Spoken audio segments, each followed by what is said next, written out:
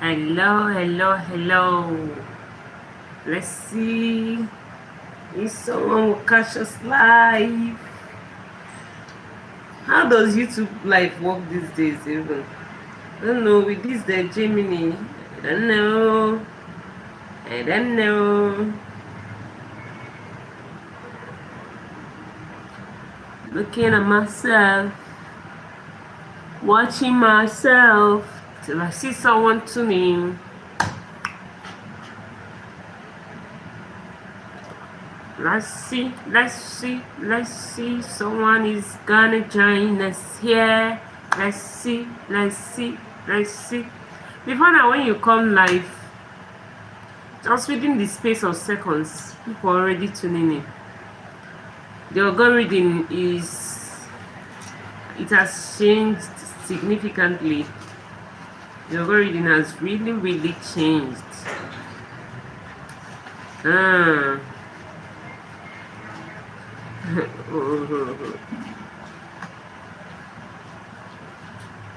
thank God for everything.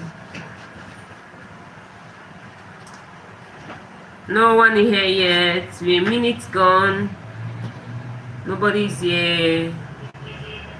We're a minute gone. So I'm here to discuss something very important. I had a discussion with a lady the other day. And this lady was lamenting that she has tried everything and her weight refused to budge. And she complained of somebody, a friend of hers, that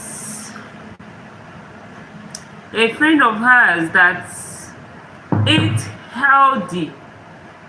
You know, the friend of hers ate healthy, and yet she got diagnosed of cancer. And she got so disturbed, so depressed due to the cancer, and started requesting for them to give her any food they can lay their hand on, that she abstained from everything, and still she came down with cancer. Though to the glory of God, her cancer case has been resolved. But I want to draw some lessons from this story, because sometimes we miss up things. Okay, we miss up things, and that's the place of knowledge. When you know better, you live better. And if they ask me, in my own understanding, spikeless living is the way to go. Now, when you tell people eat healthy, people think that eating healthy is just about including more vegetables and fruits. But sometimes if you include fruits in your diet the wrong way, it can make you spike. And one thing I always tell people, anything that can make you spike, run away from it. You know, when I renamed this channel, I've refined this channel a lot of times, and all in my quest to get a name that really speaks my mission and vision, because this is just a YouTube channel that is aimed at, I'm purpose driven. I have a reason for coming here in the first place. I moved from healthy living nurse to, because I was trying to fathom a term that can clearly communicate my message. The people that inspired my journey here are women over 40. Working on them inspired my journey here. Doing some research work on them exposed the gap, the knowledge gap, the depth of ignorance that people are living with. Unfortunately, most of them don't come online, and the people that come online, before you build your authority over here, it takes some time, and sometimes these things can get very demoralizing, and you step back and bounce back to continue, because there is something keeping you going, because you have a strong why, and you have something you really intend.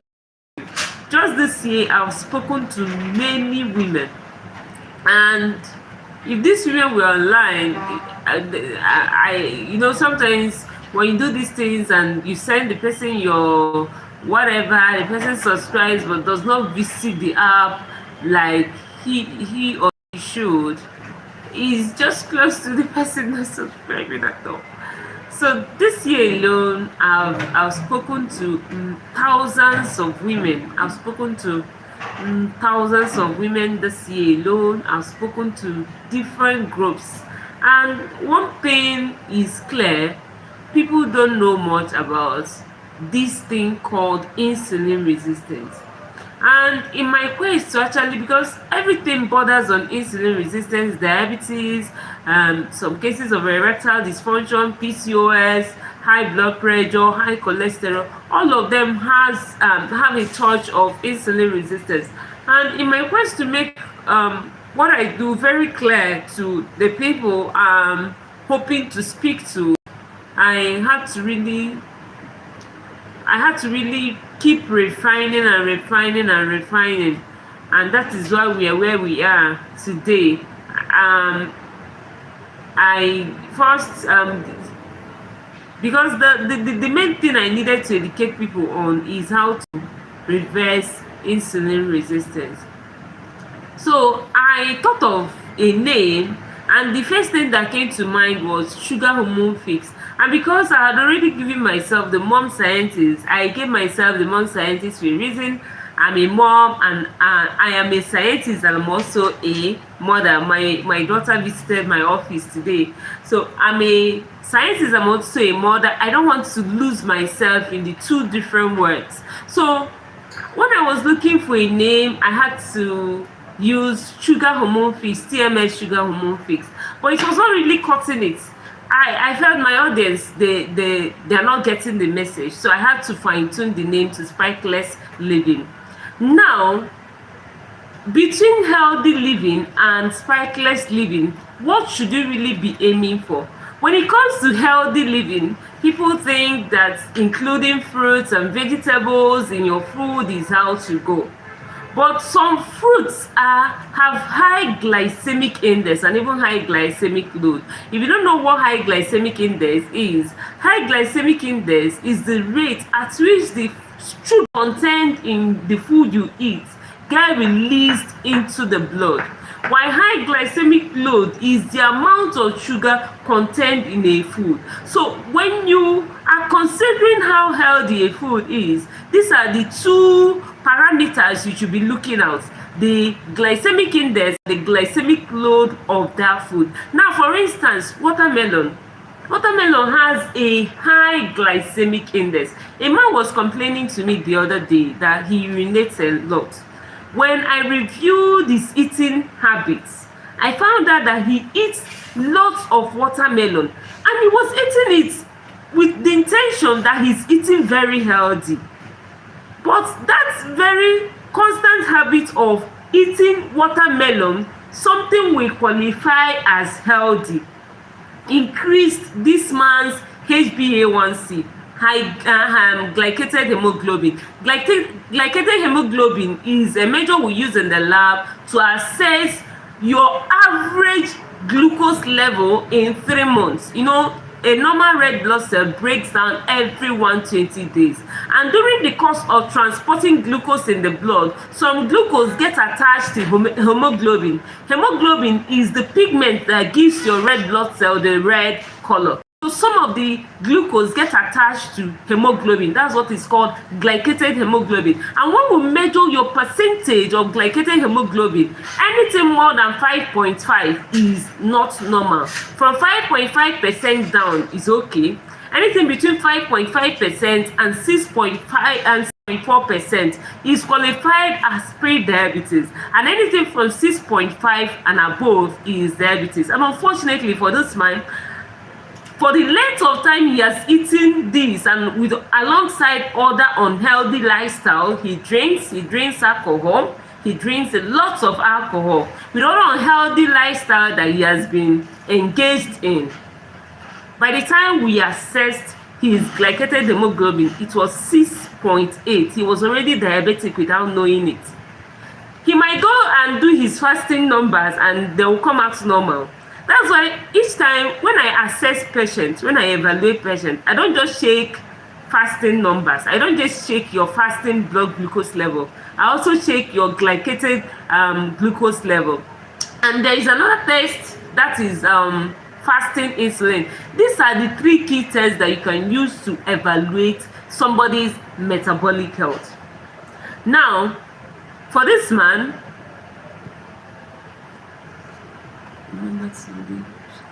okay. I think I saw a comment here.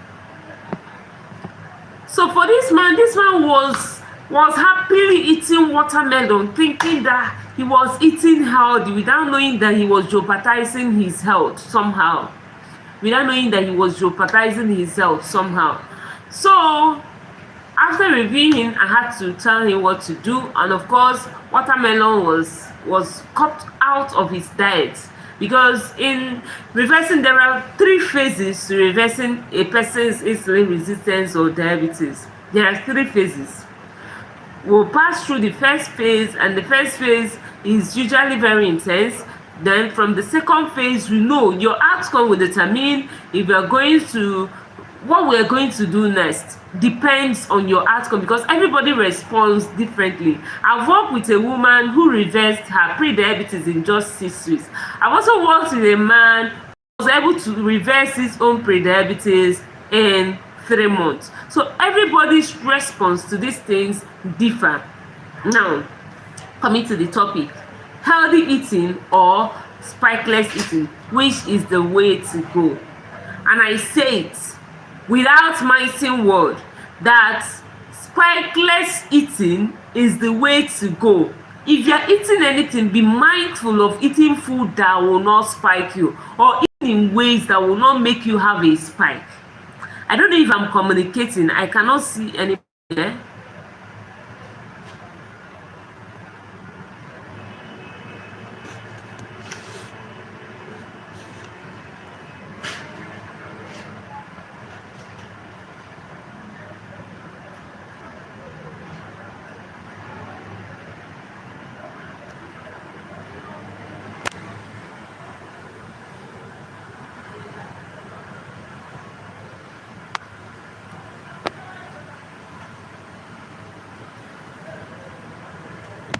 So spikeless eating is the way to go, not healthy eating, because you can eat fruits, eat a lot of things that have high glycemic index, thinking that you are eating healthy. Like the woman I mentioned earlier when I began this live stream, that claimed to be eating healthy food, but later got diagnosed of cancer.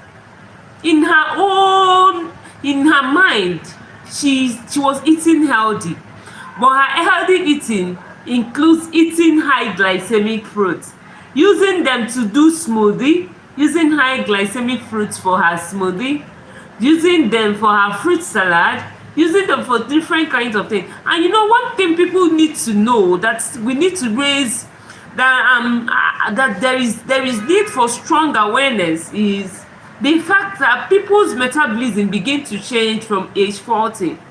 Once you enter 40, your metabolism, whether you're a man or a woman, your metabolism begins to change. Though the change in metabolism affects women more than men, but once you hit 40, your metabolism begins to change. A man was complaining to me the other day that before now when he do certain things, that he doesn't used to lose muscles, that just fasting for a few days and he has already lost a lot of muscles. Yes, because the rate at which you lose muscles increases once you clock 40, and you need muscles for your insulin to function effectively. You need muscles to have better insulin sensitivity. If you are doing anything that is making you lose muscles and store fat, you are impairing your insulin function, because insulin, your muscle, is the biggest consumer of glucose. So when you are losing muscles, you are decreasing the major organ that helps your body to burn glucose better. I don't know if I'm making sense, please. I don't know if I'm making sense. Losing muscle impairs your insulin function, and losing muscle can make you spike more, even from food that are not supposed to spike you. You see yourself spiking from food that are not supposed to spike you. So what I'm saying in essence is that your goal should be to eat food in ways that will not make you to spike. Your goal should be to eat food. If you are diabetic, if you are insulin resistant, if you're over 40, if you have PCOS, if you're overweight, if you have high blood pressure, if you have high cholesterol, your goal should always be to eat food in ways that will not spike you. There are certain food we qualify as healthy, but they are spiking us. And when you're always having a spike in insulin level, when you're always having a spike in both sugar and insulin level, you are predisposing yourself to a lot of things. You're not only predisposing yourself, if you have not gotten diabetes yet, you're not only predisposing yourself to having diabetes, you're also predisposing yourself to cancer. Because cancer cells are sugar loving. When you're always spiking in sugar, you are feeding your abnormal cells. Every one of us have abnormal cells in us. But what you eat determines if those abnormal cells are going to grow or if they will remain stagnant. If you're always feeding yourself with sugar, if you're always spiking in sugar, despite eating healthy meal, in quotes, if you're always spiking, your sugar is always spiking, your insulin is always spiking, you are feeding your cancer cells and you're predisposing yourself to developing cancer. And it's worse in women over 40 and women with PCOS, because you already have a predisposition, you already have a hormonal predisposition to certain cancers like endometrial cancer, breast cancer, and what have you, ovarian cancer. You have a high predisposition for these cancers. So when your food is always spiking you, or your lifestyle is always spiking you, sometimes people think it's only food that can make you have a sugar spike. Unfortunately, food is not the only thing that can spike you. Yes, food can spike you. That's the commonest thing that can spike you. Your lifestyle can as well spike you. If you're always stressing yourself, physical, emotional, financial stress, if you're always in hyper stress mood, you will keep releasing cortisol. And cortisol, I describe cortisol as an enemy to insulin. Cortisol inhibits the action of insulin. Cortisol slows down the rate at which your insulin functions.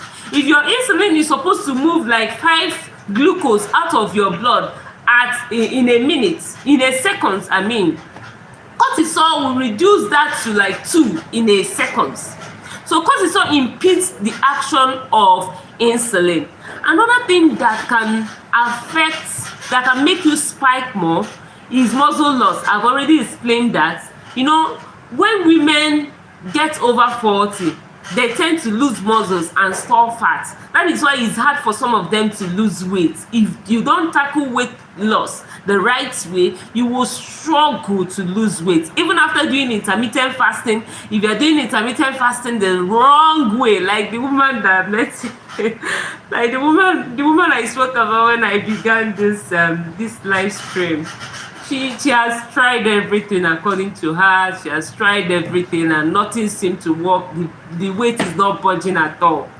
But there is a way to do. There is intermittent fasting is not something you do anyhow. There is a right way to do intermittent fasting. You are starving yourself in the name of intermittent fasting. That is not intermittent fasting. You are starving yourself. If you are doing intermittent fasting, you must hydrate properly. And there is a way to go about intermittent fasting. Intermittent fasting does not mean starving yourself. When you are doing intermittent fasting and you are having constant headache, it's a sign that you need to do something, that you're already spiking in cortisol. If you are doing intermittent fasting and you are feeling somehow, it's a sign that you are lacking something. And sometimes when you do intermittent fasting the wrong way, you will get deficient in certain vital nutrients that you need to survive. For instance, protein. Protein is a major thing people need to be mindful about when doing intermittent fasting, because if you are not mindful of your protein intake, you could aggravate muscle loss when you do intermittent fasting. If you are not mindful of the amount of protein you include your meal when you do intermittent fasting, you could aggravate your muscle loss. And if you're over 40, you know that the rate at which you lose muscle is higher than people below 40 years.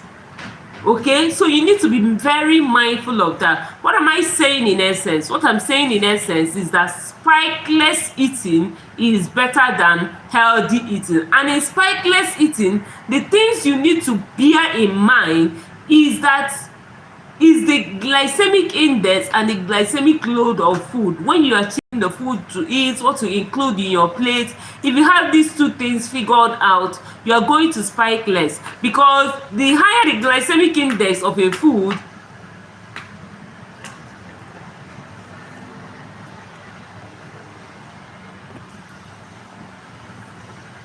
the higher the glycemic index of a food, the higher the chances of that food spiking you if you don't eat it well. And I've shared a lot of videos on this channel on how you can eat your food without a sugar spike. And another thing is, the higher the glycemic load of food, the higher the chances of that food giving you a spike in sugar level. And you don't want to eat food in ways that spike you, and you don't want to eat food in ways that spike you. You don't want to eat food in ways that spike you. And if you don't want to eat even the healthy ones in large amount, like something like unripe plantain. We see unripe plantain as healthy, and sometimes people tend to overeat it. Unripe plantain is healthy, yes. It contains resistant starch that helps to improve gut health, and it does not resistant starch. Your body cannot digest resistant starch, okay? But still, that does not make unripe plantain a proteinous food. Unripe plantain still need to be eaten in moderation. You're distracting me. Unripe plantain still needs to be eaten in moderation. You don't eat it like, you don't fill up your plate with unripe plantain. You eat unripe plantain in moderation. I don't know if I'm making sense. Any question for me so far? Any question for me so far?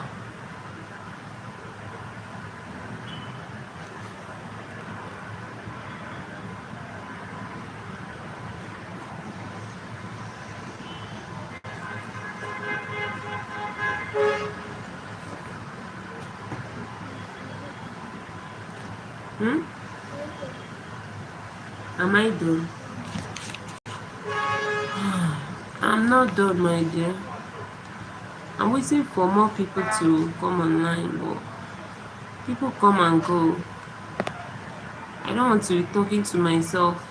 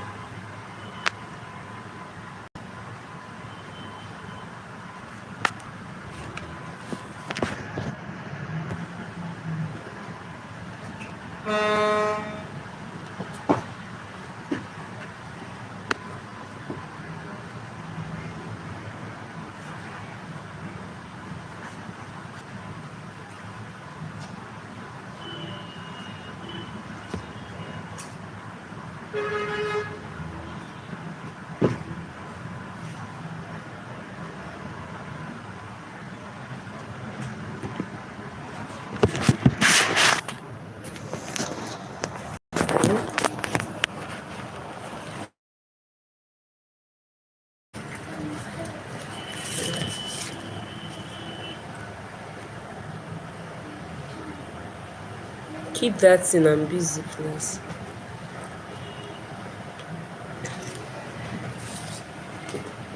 Oh, I'm sweating.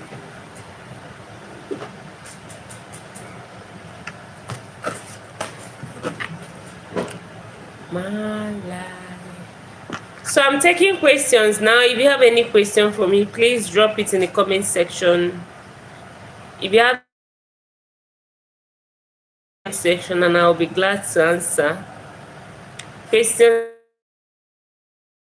and I'll be glad to answer your question. Any question for me on what I just discussed, or body eating versus spikeless eating? Of course, the sale, we've called the results, and I'm tempted to do a live demonstration on that. I'm tempted to do a live demonstration on that, so you can actually understand what I'm talking about when I talked about a man that eats watermelon with the intention of eating healthy, and how that increased his glycated hemoglobin level. It was not just watermelon, let me make it very clear. It wasn't just watermelon that made his glycated hemoglobin bad. He, prior to that, he drinks a lot. But while he was actually eating watermelon, he was eating it with the intention that he was eating healthy. But watermelon is one food that people tend to overeat, and if you already have insulin resistance or pre-diabetes and you're overeating watermelon, and most people over 40 have insulin resistance without knowing it. Most people over 40, with the cases that come here, most people over 40 are already insulin resistant without knowing it. Came here with frequent urination too, and he was having some signs on his genitals. And after reviewing his case, I told him that he has insulin resistance. He doubted it. He didn't believe me. But results don't lie. Test results don't lie. So after doing his test, his fasting and sugar levels was 98. And for many people, 98 milligram per DL is still okay until the person enters 100 and over 100. That's when they start seeing their sugar. Even at 100 plus, some people don't still see it as a big thing until they enter the diabetes level. That's when it dawns on them that they need to do something fast, because diabetes, sometimes when people, because of the way diabetes, people talk about this diabetes, sometimes when someone becomes diabetic, that's when the person starts looking for solution. Diabetes these days is reversible. If your diabetes is less than 6 years, your chances of reversal is very high if you're able to do what needs to be done, because what needs to be done is not something that needs so much discipline. If you install the right systems in place, you will reverse your diabetes in months. All you need is just 3 months. The first month, you're already going to start seeing improvement the first month. Then the second month, your improvement will keep, so long as you're consistently doing what you're asked to do, you will keep seeing improvement. And we give it 3 months for new red blood cells to form. So in 3 months time, we reevaluate your metabolic panels, we reevaluate your lipid profile, we reevaluate your glycated hemoglobin, and your fasting is something you shake on the go. Once you start our diabetes reversal program, you start checking your fasting numbers on the go, because that constant shake gives us an idea on how to tailor what you are doing, how to customize the program for you. The man I am currently working on, one of the clients I'm currently working on, when I gave him the plan, his outcome was different from what I've seen over time. So I had to drastically readjust his own plan. And readjusting his plan is making him see improvement. So what I'm saying in essence is that spikeless eating is the way to go, not even healthy eating, because sometimes what we qualify as healthy eating, we overeat them. The fruit that you've been advised to eat, because they give you antioxidants, they contain anti-inflammatory agents, sometimes you tend to overeat them, forgetting that this fruit, that a food contains 1 sugar molecule, and you are eating it like your life depends on it. When you know that when you eat that one that contains 1 sugar molecule and you add another one to it, you've eaten 2 sugar molecules. When you add extra to it, you've eaten 3 sugar molecules. So eating too much of healthy things is the way to go. I gave an illustration with a man that ate watermelon. In his quest to eat healthy, he was eating watermelon like his life depends on it. Watermelon, one, has a high glycemic index, though the glycemic load is low, but the glycemic index is very high. So that little sugar contained in watermelon, the rate at which it enters your blood sugar is very high. So when you now take excess watermelon, thinking that, and what I always tell people, especially people with insulin resistance and diabetes, is that watermelon should be a side meal, not the main meal. If you are eating watermelon in an empty stomach, you are wrong. If you are eating watermelon after a long time of staying without food, you are wrong. Watermelon should come immediately after eating. And when I'm saying after eating, know that whatever you are eating, as someone living with diabetes or insulin resistance, fiber has to be there. Fiber is what will slow down the rate at which the sugar contained in your meal get released into your blood. So long as fiber is in that food and you're eating watermelon after it, that fiber will help slow down the rate at which even the sugar in watermelon get released into your blood. Else it will be just a smooth express movement. As the something is entering your system, as your intestine is digesting it, it's entering fiam into your bloodstream. And once it enters speedily into your bloodstream and spikes your sugar, anything that spikes your sugar, you should stay away from it as someone living with diabetes or insulin resistance. Anything that has that tendency to spike your sugar is something you must avoid or eat the right way. I've shared so many content on how you can eat certain food without spiking your sugar. Even rice, you can eat rice and not spike your sugar if you eat it the right way. Excuse me, please. Mama, excuse me, let me know what is going on outside. I'm coming. Oh, don't touch my phone, I'm coming.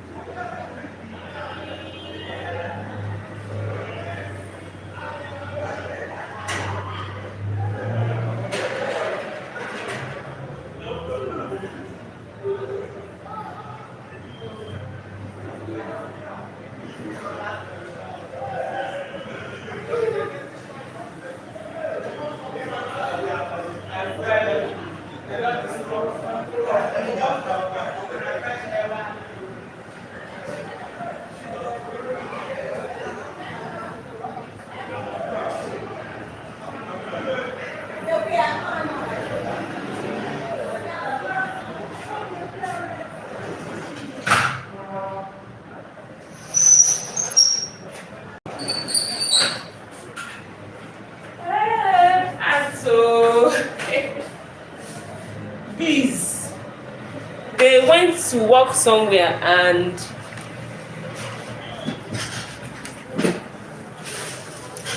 okay, so yeah, so